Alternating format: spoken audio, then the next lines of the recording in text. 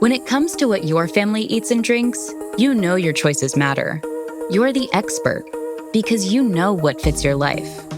And getting it right starts with good information. That's why America's beverage companies are sharing more information about our ingredients at goodtoknowfacts.org. No spin, no judgments, just the facts straight from the experts for more than 140 beverage ingredients. Visit goodtoknowfacts.org. At Sierra, discover top workout gear at incredible prices, which might lead to another discovery. Your headphones haven't been connected this whole time. Awkward.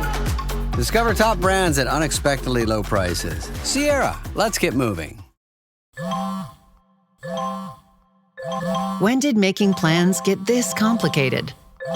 It's time to streamline with WhatsApp, the secure messaging app that brings the whole group together.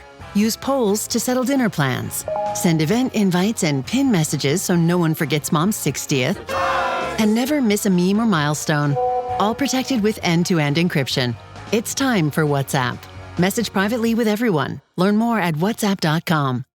WTL. It's time! WTL. I think we got a show. Oh yeah, we got a show. WTL. And welcome back, everybody, to WTL. Where's the Line? Nebraska's first and only sports betting show. I'm your host, Andy Classen and Jeremy Odem. The J.O. The J.O. Yes, sir. The J.O. Nebraska's on a roll. I mean, I don't know. It all depends, and it has for the last 3 weeks with the Huskers. When did you get in on it? If you were betting on the Huskers to cover, when did you get that line? Yeah, 100%. And it's starting to feel like maybe you should just get in on it early in the week. Yep. Don't wait because they're going to break your heart otherwise. Yeah, I mean, and it feels like, a lot of times you see a line even out. If you see that movement, come in after an opening line, like we're seeing again this week, and we'll get into that, you see the sharp bettors or vice versa, the public money come in and level that out. All right. That just hasn't happened for Nebraska. No. It's just been climbing and climbing. The line will open up at 7.5 and it'll close at 10.5. And that's what we had last week. And you had a lot of reasons. I put out a lot of reasons why I thought they would cover. I wasn't counting on a Dylan Raiola 3 interception, even a pick 6. Matt Rule, he's getting into stats. He must be a listener. He talked about once you throw a pick 6, you only have a 7% chance to win that game. So like, and the fact that Nebraska was able to once again make a game-winning drive offensively and make a game-saving stop defense. That's 2 weeks in a row the defense made a fourth-quarter stop. So, yeah, it wasn't pretty, but I liked it a lot. I like it a lot. I actually have it on the record that Coach might listen to the show. So okay. I don't know for a fact if he does or doesn't, but he might. Dylan, there was a couple throws there. Those picks, that was on him. Yeah, and he's not denying that. No, like they were just bad decisions. Yeah, sometimes he's out there, he's running for his life, and it's like, all right, you're just trying to make something happen. Right. Sorry, buddy. It's just get back to the tape, but still, he's still making some plays that you just know QB1 has to make at Nebraska. Yeah, and our defense, holy cow! Yeah. I mean, continues to be in some areas elite. Right. Yeah. The pass defense was kind of what we're talking about going into it. And now it feels like that front four is catching up. It just feels like a complete unit. And I've heard a lot of takes from the national guys that Dylan Raiola's performance reminded him more of like an NFL style type of a quarterback. Right. Due to the fact that he played bad in the first half, a couple of spots, and the coaching staff kept giving him the ball, kept having him pull the trigger, and he needed to in that fourth quarter. And man, did he make some throws that, let's be honest, has the Nebraska quarterback ever made some of those throws? No. People want to bring up Jerry Taggy. Okay, you're going back quite a ways there. That's a long time. But I don't know if he was spinning it quite like that. I mean, Zach Taylor could sling it, but not That's quite true. the way Dylan is. And Dylan, the way you bring up the NFL thing, the NFL game it's a lot mental. Yeah. And Dylan seems like doesn't get caught up in that. He just, if something goes wrong, he moves on to the next play, goes on to the next series. What do we got to do next? It doesn't really stick with him. At least it appears. It doesn't really stick with him, it's a good sign. It's a real good sign, and yeah, you're seeing that confidence. We've heard that word a lot by the coaching staff past couple of weeks, and I think for good reason. I think this is a pretty transparent, pretty upfront and honest coaching staff we have, starting with Matt Rule. And the word that keeps getting brought up is confidence, and I think you're starting to see it grow. All the year 3 stuff is starting to come to fruition, right?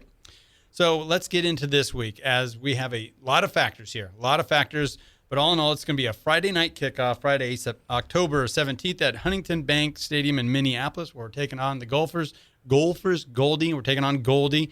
Minnesota has had Nebraska's number. Let's not take any bones about it. I mean, last 5 games, right? 5 in a row. PJ Fleck, he's 6-1 against Nebraska. It doesn't matter what the point spread is. Doesn't matter where the game's being played.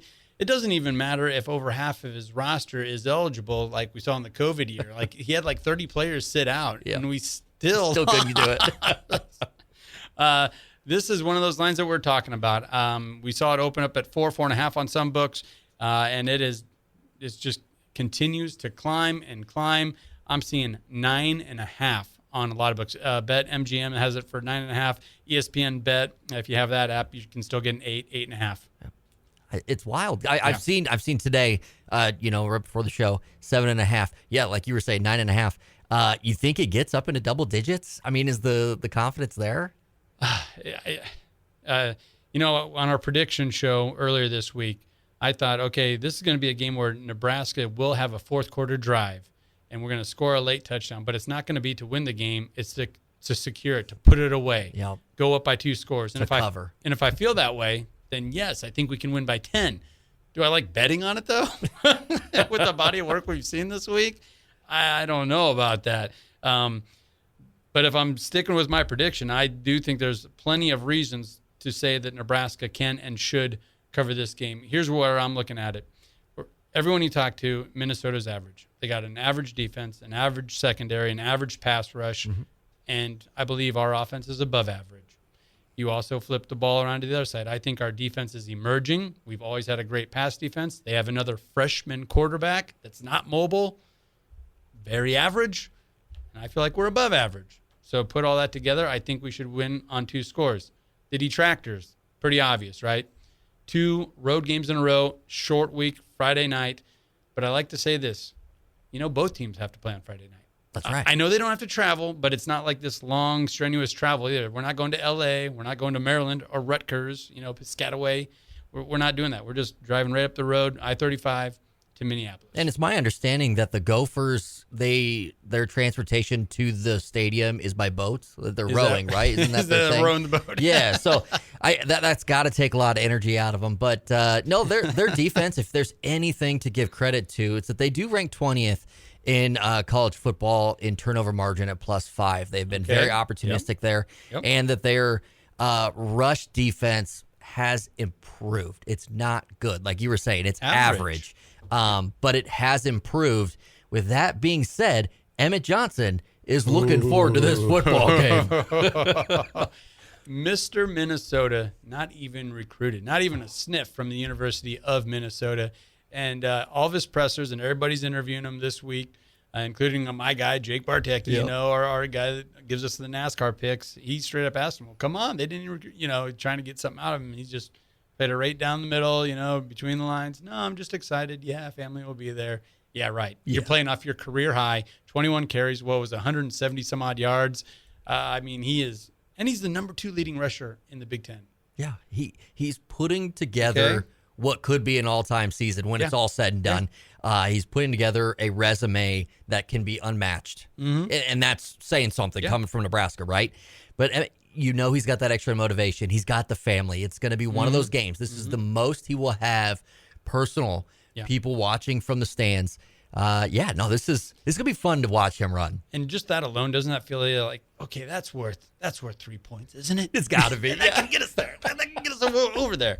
You talk about the turnover margin, and there's something to that, being an opportunistic defense. There's also the other side of the coin where things tend to go back to the median, and I also feel it's that way on the Nebraska side. Do you really think Dylan Raiola is going to throw 3 interceptions again? No, Do you really think a dialed-in Emmett Johnson's going to put the ball on the turf, knock on wood? No, No. I don't. No. So I'm putting all these factors together, and I think Nebraska can win by 2 scores. Give it to me. Give me that.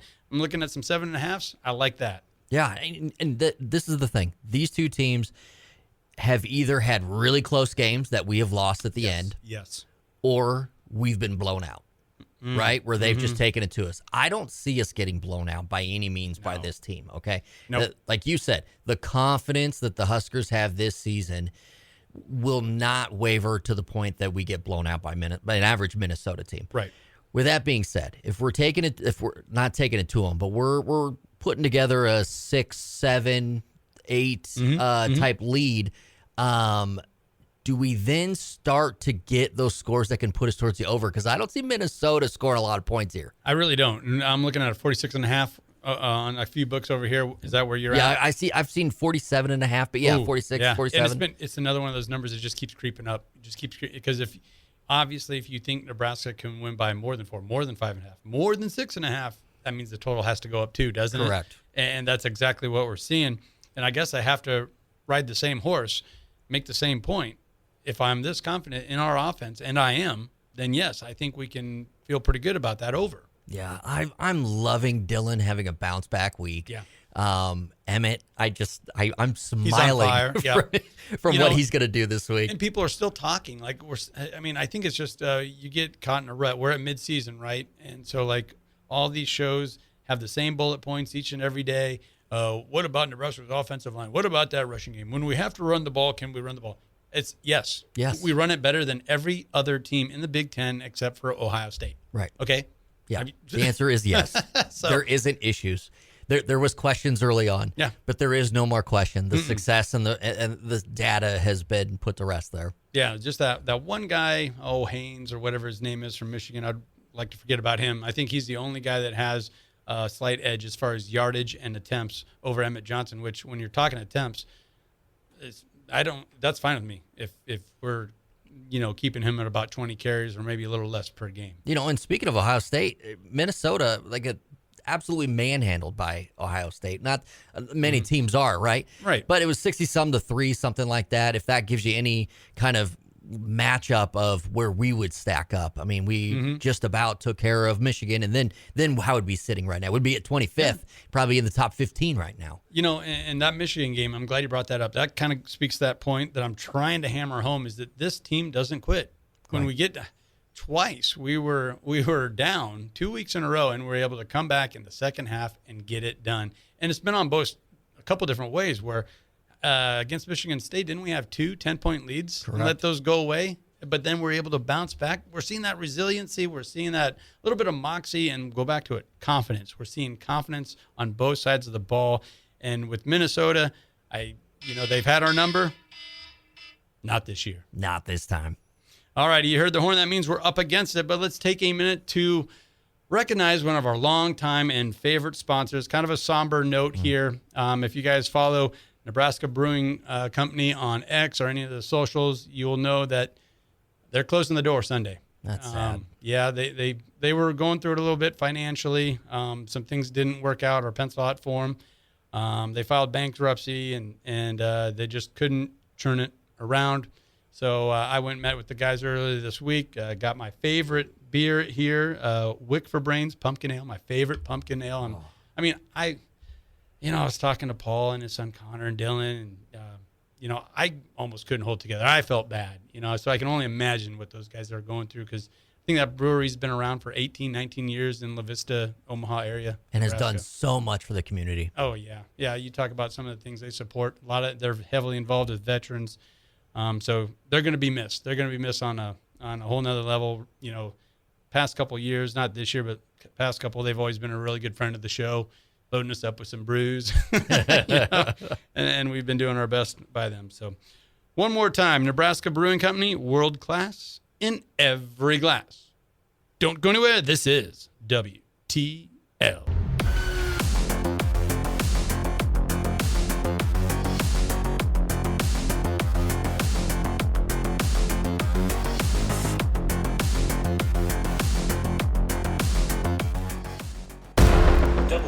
WTL. All he does is work out and hit winners.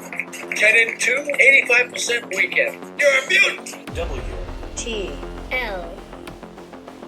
And welcome back, everybody, to WTL. You know what that stands for. Where's the Line? Nebraska's first and only sports betting show.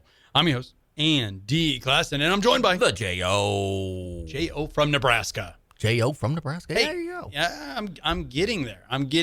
I always notice that the co-host likes it when you give out their correct information. That's the Twitter handle, by the way, or on X, I guess. Yeah. Speaking of that, I obviously we follow you guys, like to repost a lot of stuff. Got another show coming up.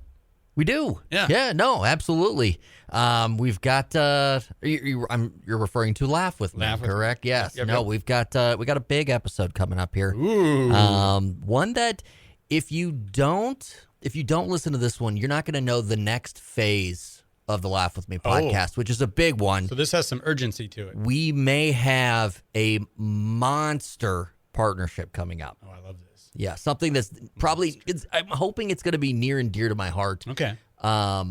That's a little clue. Hey, it's Spooktober. It's October. You're gonna have a monster of a partnership coming up. It's all like coming together. It's all, you're weaving it in there. Yeah, so I'm trying to be more like, Taylor Swift and try to get those little nuggets in there. I just want it to be close to my heart. Dropping those little Easter eggs. Yeah. Right? I guess I'm in the holiday spirit here, just all these references. But we got to get into NFL player props. I got a few that I like. I got a few that I'm going to fade. We started with you last week. It worked out very well. So let's keep that hot hand a-rolling. What do you got? Okay, I got the game that's happening at noon kick on Sunday, Dolphins at Browns. You know I like to hang with those teams that are 1-5, kind of in the bottom of the barrel, right? You didn't listen to Mike Tomlin, did you? He chewed everybody's butt for writing off the Browns. Well, that's the thing. They're up to something. I know they're up to something. Those Browns are up to something. And I'm watching them closely. And specifically this week, both teams, Dolphins and Browns, Dolphins in particular, they came out of last week in that Charger game looking like a mess again. Tua's calling out the leadership. Nothing on the field is quite happening the way it needs to. So I like to see some action from the Browns kicker this week, okay? Because if you notice, the Dolphins are a mess, but the Browns offensively are struggling hard. They got like 5, 6, 7 quarterbacks over there. They should be all right. As they're already on to QB2, game 2 for him showed that the NFL's tough. So I like the Browns kicker, Andre Schmidt, the only man that you need a dictionary or thesaurus for to figure out how to say his name. Over 1.5 field goals made. He's averaging 1.5 a game, plus 115. I think that's easy money in this mess of a football game. Okay, well, I'm gonna stay consistent. I thought I'd be the only one with a kicker player prop today. Oh, we love kickers. We really do, and this is about as happy of a kicker as you can get. Not from last week, but just in his name, Matt Gay, over 1.5 field goals made. Now, I know a lot about Matt Gay from last week, allowing the Bears to come back and win. If he would have hit that 50-yard field goal, it would have solidified it. Bears would have lost. End of story. But no, he doinks it off the side. Now, that was his third field goal attempt, and that's where I'm going with this. He has attempted 2 or more field goals in 5 of his first 6 games this season. That includes 4 against Atlanta back on September 28th. So they use their field goal unit quite often over there in Washington. All the projections have him kicking over 1.5 that I'm reading. And they might get into a little bit of a shootout with Dallas. It's a divisional game. Over 1.5 plus 150, minus 115, minus 110, whatever it is. Matt Gay, he's going over. Yeah, you're going with volume over quality there. You're just like, give me all the kicking attempts. Yep. Something's going to hit. Yeah, he's got to make 2 of the 4 against Dallas. We'll get there. I love it. Sticking with the Dolphins and Browns, I just want to point out Tua, his leadership. He's the leader, right? He's the quarterback. Sure. And he's calling out leadership of the football team. It's like Kobe Bryant at the end. I have to wonder if he's got his head in the game. Give me under 219.5 passing yards from QB1 there in Miami. Okay. He's averaging just about 203 a game. And the Browns defense is nothing to shake a fist at. I think they take care of business there. And Tua with the under. So just, avoid him at all costs. Tua with the under. I'll give you an under. Bo Nix. Bo Nix, under 218.5 yards passing. Now, on the surface, it looks like a pretty soft little matchup here, a conducive matchup against the Giants secondary. They look pretty weak. But let's be honest, Bo Nix is still a developing second-year guy. He has a lot of variance from week to week. And you know about this defense for the Giants, right? They held a Justin Herbert a couple weeks ago to 203 yards, 2 picks, and 1 touchdown. So if they can do that to a seasoned veteran like Justin Herbert, I think they're going to do it again to Bo Nix. And the game script might not even play that way. Like, they might just have to run the ball and just take care of business and beat the Giants, right? Right. And Denver's coming off of just playing in London. Yep. And the Giants are good? I mean, are they good? No, I don't think so. I don't know. Their defense is ranked pretty low. I mean, 24th, 25, and you look at all the different rankings somewhere in there, and they are a 7.5-point dog. So that's another reason why I think Denver might just roll in there, like you said, weird week coming back from London. Just run the ball, win the game, get it out of there, and so all those reasons added up, and their secondary is better than advertised. It is. As we saw in the Chargers game. I like the under here for his passing total. I actually like your play. And speaking for all Chargers fans, yes, the Giants are good. They're just, let's just throw that there. Okay. Yeah. All right. All right. Patriots, Titans, kick at noon. This is a big football game for a lot of reasons that hopefully, you'll want to listen to in the bottom 5 segment because there's a lot to be said there. Drake May, man, how is he suddenly an MVP candidate? People are talking about Drake May being the cream of the crop in the NFL at quarterback. He's averaging 253.7 yards passing per game. Mm-hmm. I say take the over in this football game as the Tennessee Titans just fired their head coach. Yeah. The over 234.5 passing yards. I think Drake May takes care of that. Tennessee shifting.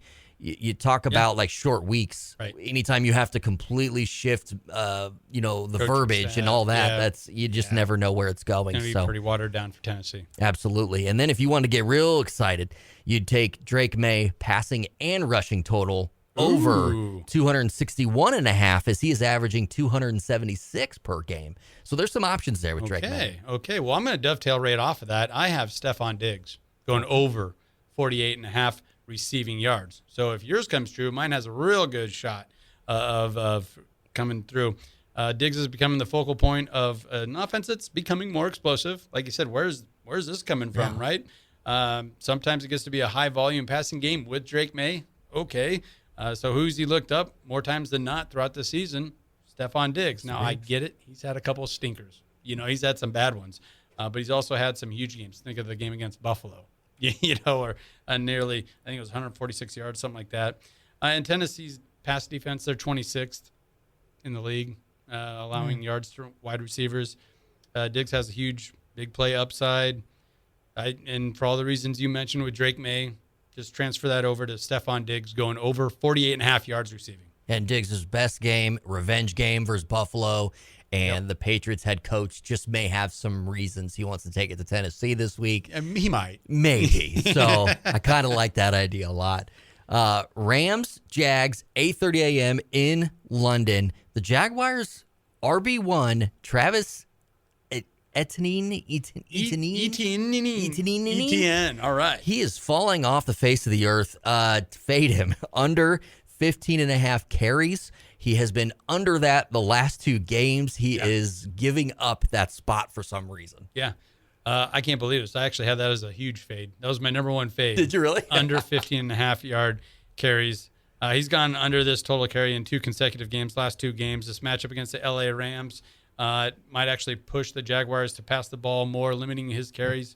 And his workload has been inconsistent. Yeah. So regardless, there's like a number of ways that he could see less carries. And I don't know. The Jaguars, though, they are kind of like London home. Like that's their 2 home or something. I don't know. They just seems they're always over there once or twice a year. Which makes sense because a lot of folks who live in Florida have other homes, right? Like, is that what it is? I think that's what it is. Yeah. I thought that was like people from Nebraska that had a home there, and then during the winter they went to Florida, and they're no, it's over in London. Okay. It's over in London. All right, well maybe that's a little pause there, but I still like the under 15.5 carries for Travis Etienne. Do you have any others? Yeah, one more for you. Okay. Monday Night Football, 6 p.m., Bucks at Lions. Jamison Williams went off last week at wide receiver.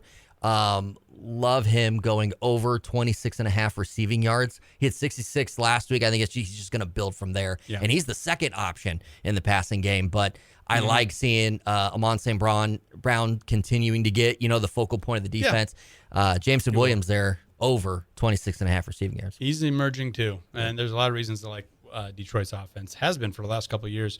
I got one more by Jordan Love over 229.5 yards up against Arizona's pass defense, which is the worst in the league, giving up 246 yards per game through the air. This matchup sets up very nicely for Jordan Love going over for the Packers. Love it.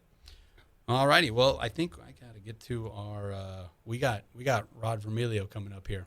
Oh, I love it when we hear from Rob. Yes, we do. And he's going to be getting into Thursday Night NFL, college plays. I think this segment should be brought to you by thelinemakers.com, where we don't chase the hype, we decode it, treating every wager like an investment. Thelinemakers.com. We make the line so you beat the book. Don't go anywhere. This is WTL.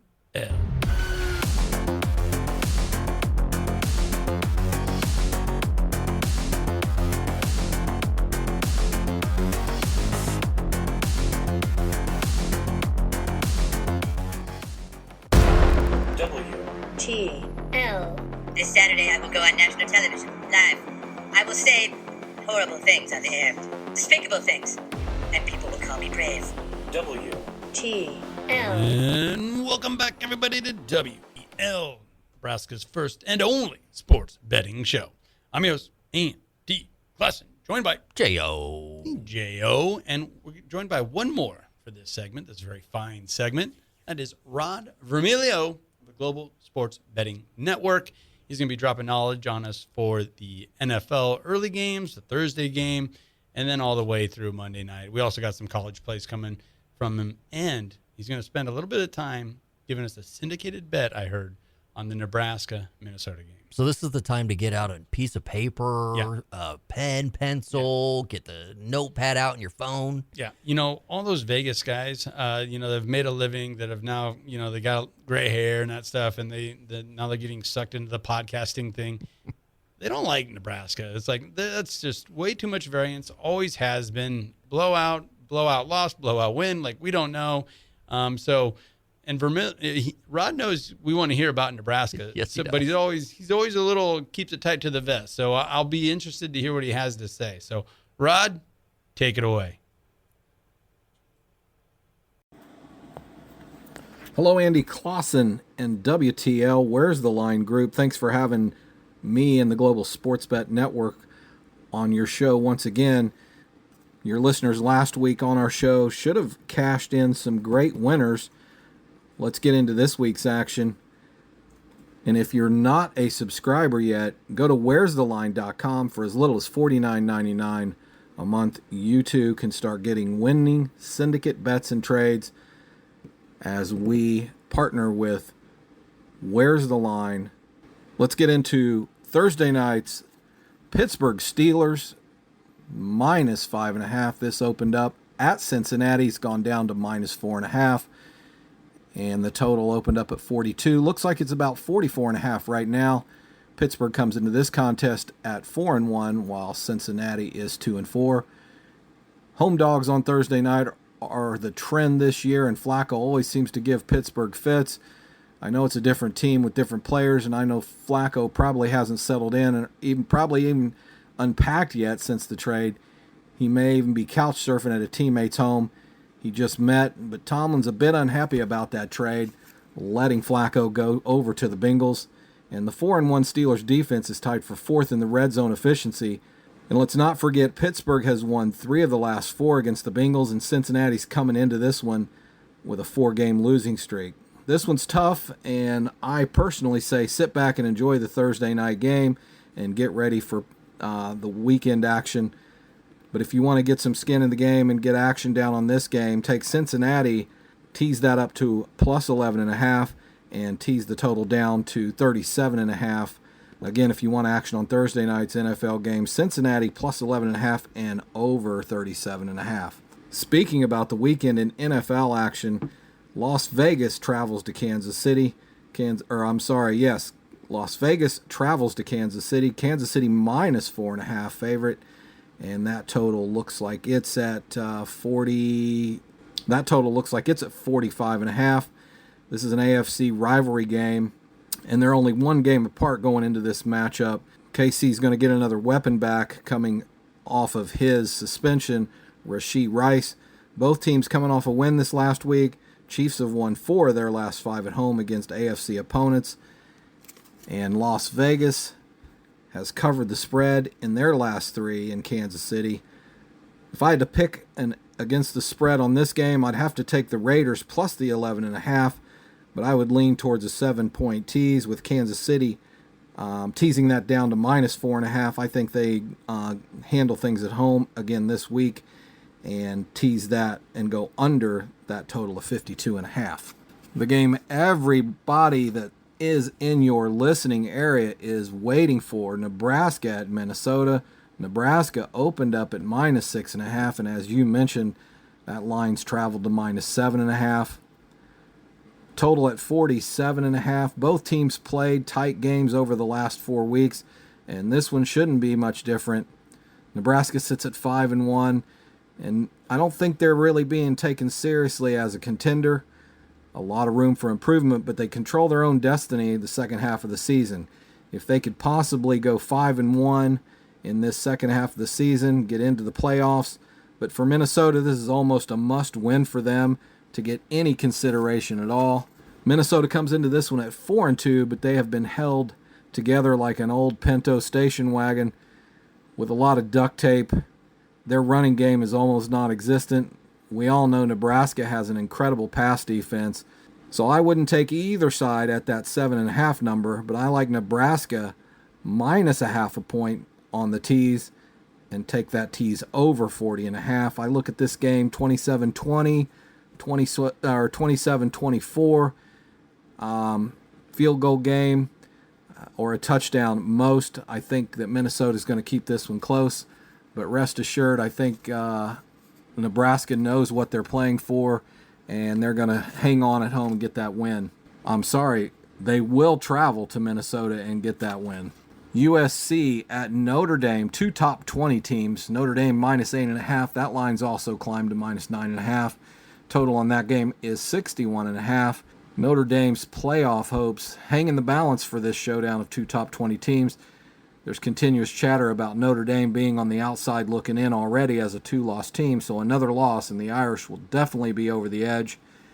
USC manhandled Michigan last week, and the Trojans feel like a win at Notre Dame makes a huge statement. Both of these teams could fall flat, but again, both of these teams have the ability to play really, really good football. The early line move from Notre Dame, minus 8.5 to 9.5, tells me sharp money's on the Irish, but I wouldn't be so fast to try to take that ticket to the window to cash. I see this as a battle, and I think Notre Dame gets the win at home, but, it's going to be a between 7 to 12 game. In point spread, I see it as 35-27, possibly 34 or 30 to 24. I would tease Notre Dame down to minus 2.5. I do think they get the win. They could blow out this USC team at home, but I think they're going to keep it close. I think USC comes in here with a chip on their shoulder as well. Again, tease Notre Dame down to minus 2.5 and tease the total on that game to under 68.5. Syndicate plays, if you want our syndicate subscription plays, thelinemakers.com.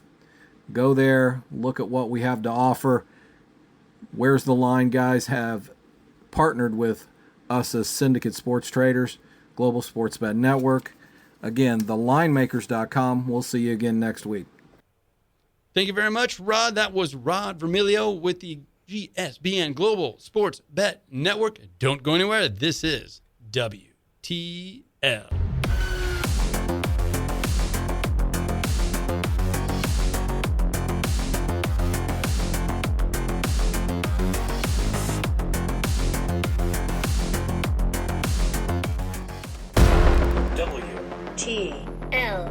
Capitalism is the only way, Leslie.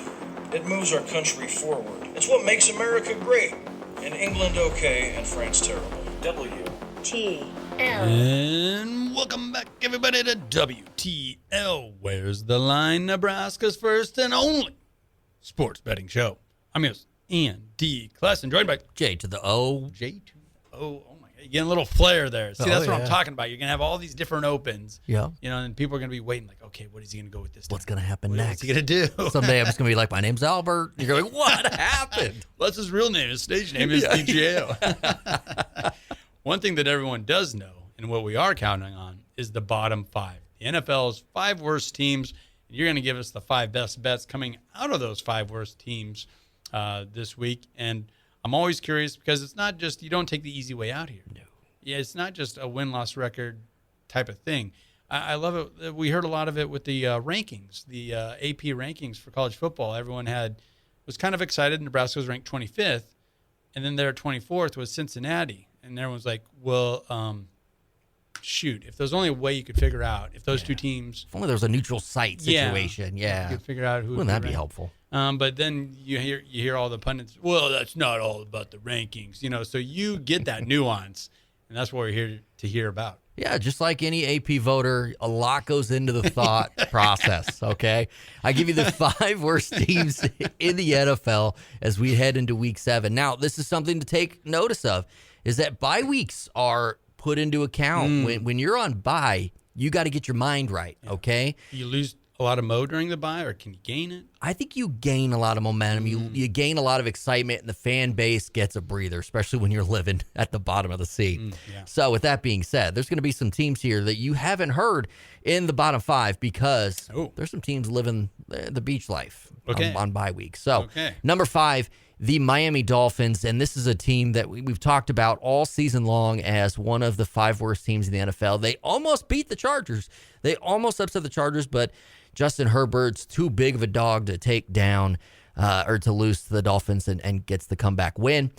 Afterwards, Tua with his 1 touchdown, 3 interception, 51.9 QBR performance calls out leadership after the game. I don't know. Is he calling out the head coach? Is he calling out the players? He's saying some players aren't even showing up to players-only meetings. Ooh, ouch.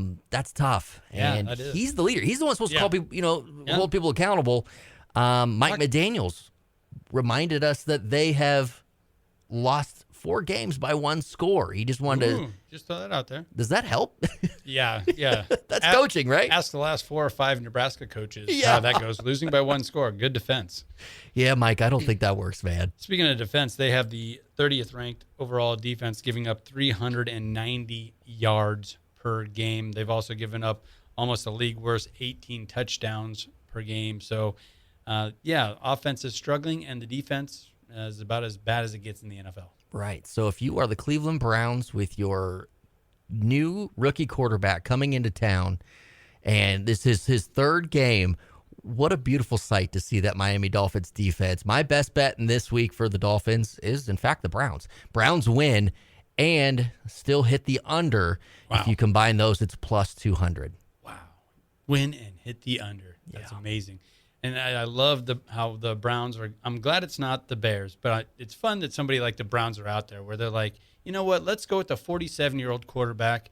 Nah, let's go with the 23-year-old quarterback. It's just awesome. Which, speaking of the Browns, they're number 4. 1-5.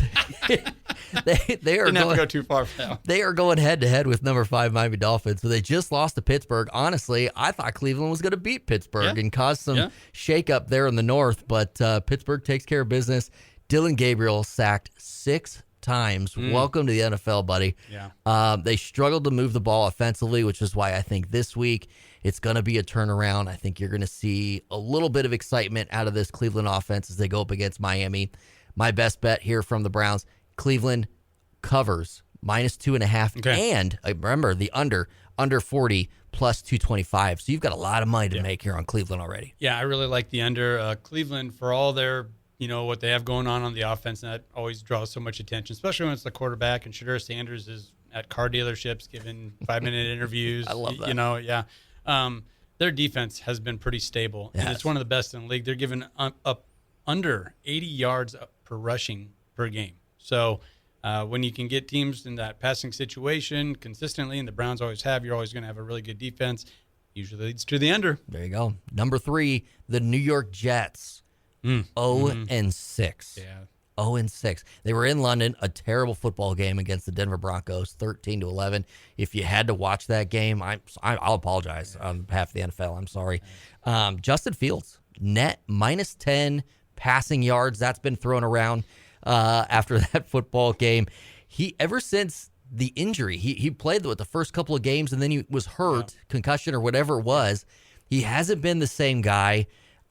You can see just his decision making, and it's certainly showing on the box score. So the Jets 0-6. I have a feeling 0-7 is on the way. Justin Fields, my best bet here, passing yards under 182.5. He is averaging just about 159. Yeah, that's always been his play in the NFL. His best play is the scramble. You know, run, impress you with his legs, and then the defense has to, be leery of that, and then he'll get a play action to go. And that's his best passing game, is the play action coming shortly after him running the ball a couple of times. So then if you have a quarterback who's already received a concussion this season, what's the coaching staff and the training staff telling him? Yeah. Hey, maybe let's not take those hits. Yeah. So maybe he's running a little less. And he's like, but I can't pass it. They're in a pickle over there in New York. They really are. Number 2, the New Orleans Saints, making a rare appearance here in the bottom 5. 1-5. And rare because the Saints fan base, winning, losing, in the last 20 years, they've loved their Saints. Oh, yeah. Really, ever Big since time. Katrina. Yeah. They're like, I don't know what's going on here in the Superdome, but we love everything about it. They lost a close one to the New England Patriots, and everybody's loving what's going on in New England right now. So you got to feel the Saints are maybe close. The thing is, they won't trade their best asset, Alvin Kamara. He wants to stay. Yeah. It looks like maybe they're going to keep him because of that. They really need to move on, like maybe send him to L.A. to the Chargers. But they're holding on to Kamara. Okay. They're still a mess from the salary cap mess from the Drew Brees era. That's really holding them back. So they need to make some moves. But Spencer Rattler doesn't appear to be the answer. No, and he always takes a lot of shots, And I don't know. I just even in college, and there were a bunch of games at Oklahoma, and Oklahoma didn't even want anything to do with him. No, they didn't. What's going on? This poor guy, And I guess he's one of the 32 best quarterbacks on the planet, but he's still no respect, and he finds himself on the bottom 5 again. Yeah. So for all those pro wrestling fans who know about transitional champions, he is certainly a transitional quarterback. I mean, he is not the man. Yeah. All right. My best bet here, Chicago Bears. Ooh. -5. Okay. I believe they cover. Think about this for the Bears. Forget the Saints for a second. I think they take care of the Saints. Think about this for the Bears, who are suddenly back. They play Baltimore after this. Okay. Baltimore's had some struggles, obviously, especially defensively. Then they play Cincinnati. We know what they've been dealing with. Ooh. Then they play the Giants, which might be the toughest game they got coming up here in the next 6.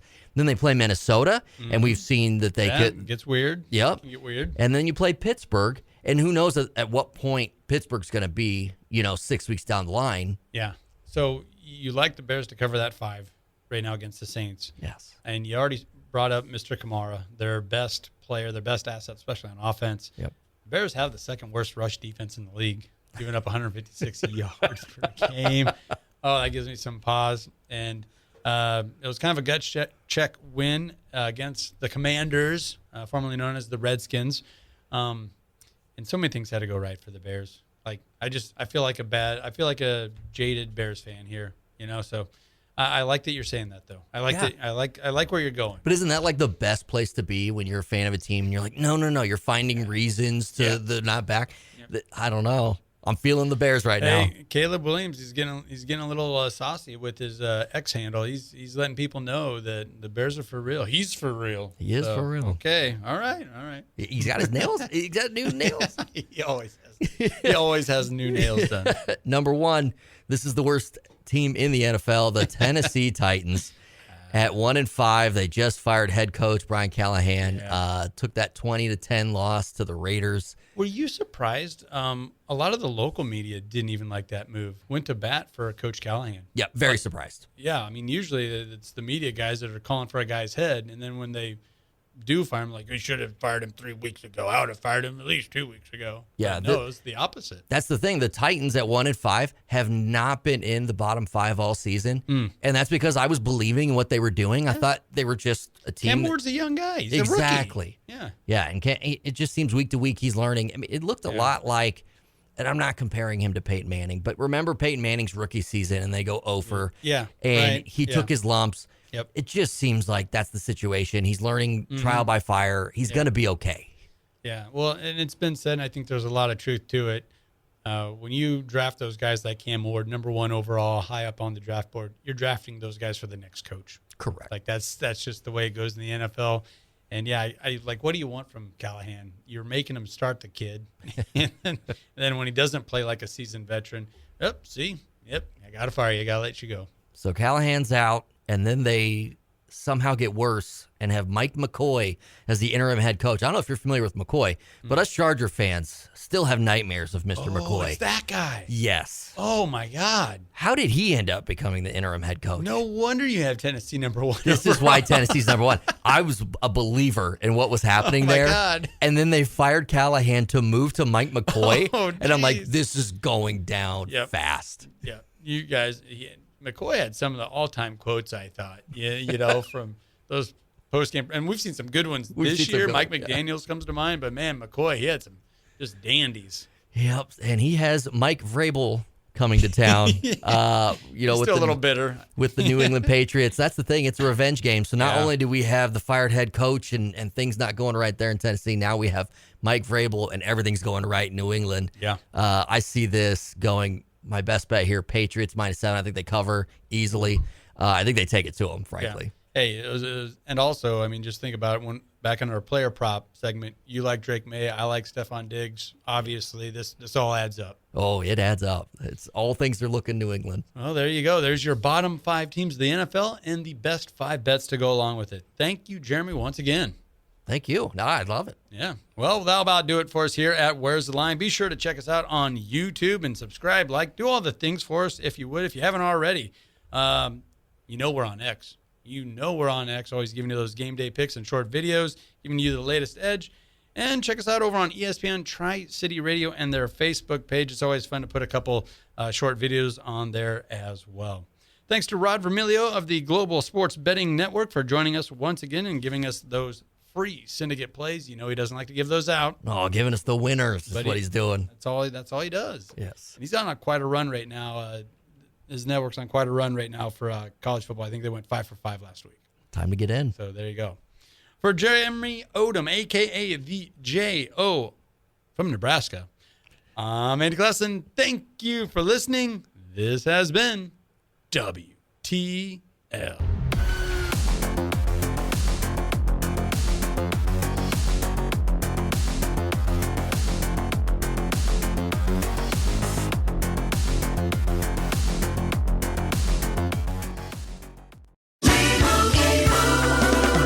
Doug. Limu and I always tell you to customize your car insurance and save hundreds with Liberty Mutual. But now, we want you to feel it. Cue the emu music, Limu. Save yourself money today.